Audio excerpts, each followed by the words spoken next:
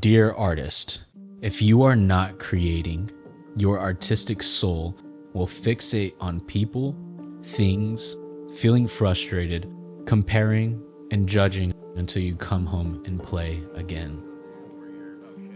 In all of the moments of my life when I felt the most miserable, when I felt the most lost, when I felt the most disconnected, it was in moments when I wasn't creating anything. The moments when you are not creating things, when you are not creating yourself, when you're not creating your identity, when you're not creating your next step in life, when you're not creating the next video, or you're not creating something that's meaningful to you. If you were an artist growing up and you liked to paint and you stopped painting, you probably didn't feel as good. I can hear Hazel meowing. 1 second.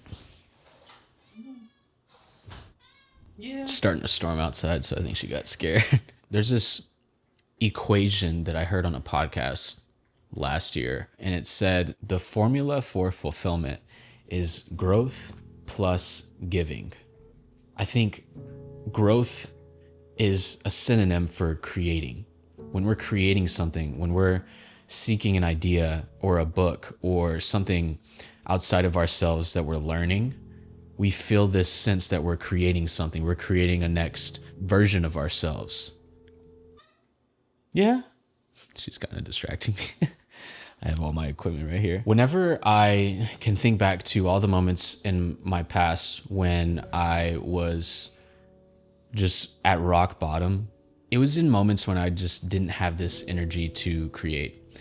And this is why I feel like it's so important to protect your energy, because without the right energy, creating is just always going to get pushed to the wayside. So for example, if you're waking up and you have a 9 to 5, but you only give yourself enough time to just get dressed, go on the commute and get to work, by the time you get off of work, you're probably going to be more tired. And the chances of you doing something meaningful for yourself or going to the gym or reading a book it won't be as likely that you go and do that thing. I've noticed with myself that my energy can fluctuate. Sometimes I have more energy in the morning and sometimes I have more energy at night. And lately, I've been noticing a lot more energy at night. And so I've been prioritizing work in the evenings, giving myself the grace to work.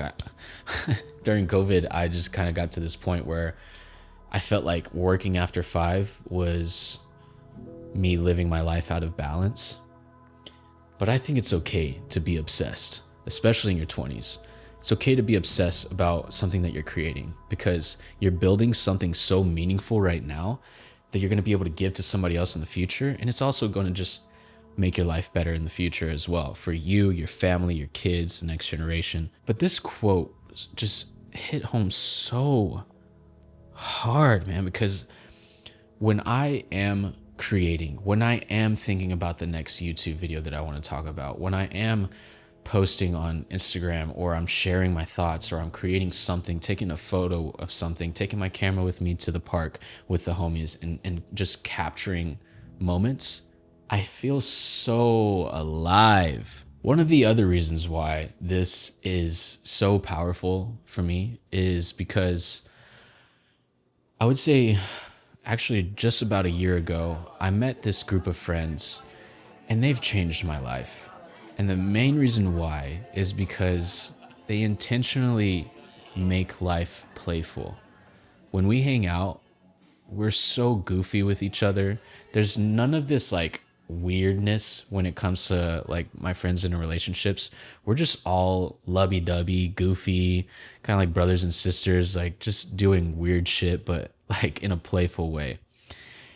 And there have been so many times that we talk about how much value this adds to our lives because everything else in life is so rigid. Like everything else in life is so like go, go, go. But when you can make time for play, when you can enter that state of playfulness like you could when you were a kid, all of that baggage just gets so much lighter. And you're able to work through things with more of a playfulness.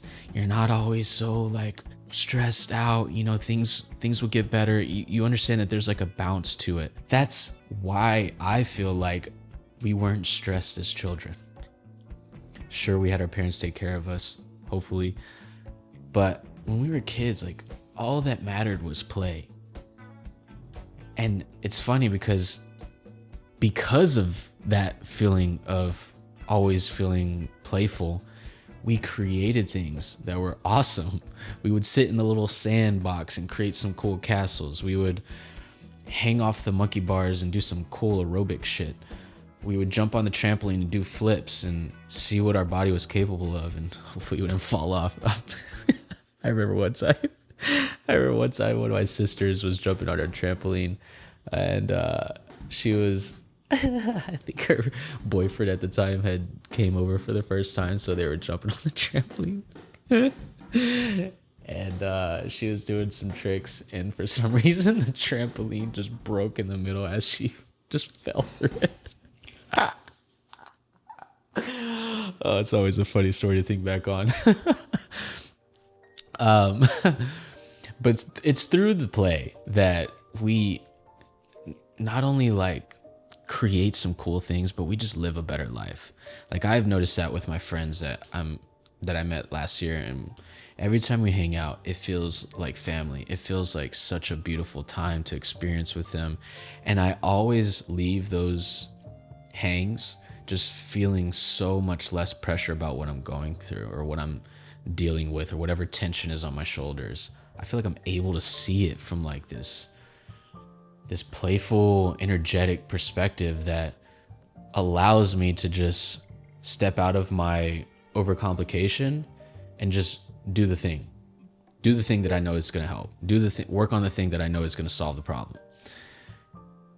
When we are so wrapped up in all of the baggage of life, it's so important to step outside of ourselves, to just step out of it for a second and play and give yourself the grace and the freedom to just play. I think when you operate from this place, it is the key to feeling present. I know that when I'm working towards something and I have a YouTube project that I have in the files and I'm editing it and I know that I need to edit it, I feel so alive. Like through my entire day, I'm like, no matter what, I just know that I have that YouTube video to work on. And that alone gives me this deep sense of peace and presence and excitement.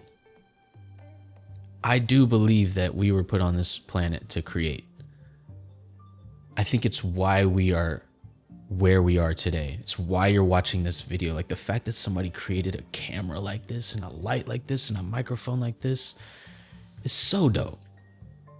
It's so cool. Like I can't even imagine how it would feel to be a caveman. There's a caveat to everything, right? Every single thing in life can be good or bad. So make sure that you don't burn yourself out. I think when you approach creativity with playfulness, you avoid burnout. When you approach creativity from, I gotta do this by this date, or else, you start putting that authority over yourself where it's like kind of toxic, not very playful. Think about when you were a kid. Let's say you were in second grade and you're at recess. What type of teacher would you want to have? Would you want that teacher to be the type of teacher that's always yelling at you, always telling you to hurry up, telling you to stop doing this, to stop hanging off that monkey bar like that? Or would you want that one teacher that's, no, go play. No, go have fun. This is recess. You got about 20 minutes left, but go have fun. What type of energy would you want? I for sure would want the latter, the second one. The one that's promoting me to play. Not the one that's like, you better not hurt yourself. Because it just ruins playfulness. It ruins creativity. So I think the same thing goes with avoiding burnout. The key to avoiding burnout is to not be the first teacher. The key to avoiding burnout is to be the second teacher. One that has clear expectations for the playfulness, but is not being so mean about it. Because when you're being mean, like, who is it serving? Especially for yourself. Like, that is the most important thing about anything in life, is to give yourself grace. Because when you give yourself grace, the potential for creativity and playfulness to come back into the picture is so much quicker. It's so much easier. I can think back to times when I was numbing myself and feeling very low and stuck about life. The inner critic in my mind was always dogging myself, was always judging, was always saying, why can't you ever do this right? How does that invite any sort of goodness into our life? I got to a point where I was like, why am I not treating myself like my own best friend? Why am I talking to myself so fucking rudely? Why am I being so judgmental to myself? Like, I wouldn't talk to this way to a kid. Why am I doing that to myself? I think deep down I would think that, oh, I have to talk to myself like this in order to create action. And it's funny because I stayed stuck for years until I started giving myself grace. I started being more gentle with myself. It was during that moment that my life completely changed. And there are things that have happened recently where I probably should be more stressed out than I am. But I don't subscribe to that mentality anymore. I just don't. It doesn't serve me. It doesn't serve anyone else. It doesn't encourage me to make progress. It's all about what's going to encourage the right energy for you to wake up the next day and create playfully from a sense of solitude and also a sense of excitement. Like, how can you have fun when you're constantly being mean to yourself? The key to life and the key to doing anything meaningful is to ask yourself, if this were fun and easy, what would it look like? Because fun and easy brings back that childlike behavior, that mentality of just creating something for the sake of creating. Because the sake of creating provides us with fulfillment and makes us happy, gives us a sense of peace, gives us a sense of meaning. I think we all have the right to create. Stop consuming so much content after this video and go create. Go on a walk, go do handstands, go to a park and fucking swing on the monkey bars. Feel like a kid again. Go paint, go take pictures, go make a video, go talk to a camera. Whatever it is, I promise you that if you start doing this more consistently, you'll stop worrying about what people think. You'll stop feeling unfulfilled. You'll stop feeling so stuck. You'll stop comparing yourself to other people. It's all about just creating and having fun with it and just letting whatever comes up inside of you to express itself so that you don't feel so alone. And know that I'm here for you. Appreciate you watching this video. There are a bunch of links in the description if you want to get started with creating something but have nowhere to start. I got you. Just go look in the description. There are plenty of resources there. And I think that it's all about, at the very least, just creating a system for small baby steps to just make some progress. There's some voice inside of you that wants to express itself. I know that for a fact. And it's up to you to create the space to allow that voice to speak for itself. Thank you for watching this video. If you enjoyed it, hit me up on Instagram. Let me know what you thought. My Instagram is also in the description at ashton_t_joe. And just know that I'm rooting for you. You got this. I love you. And I'll see you in the next one. Bye.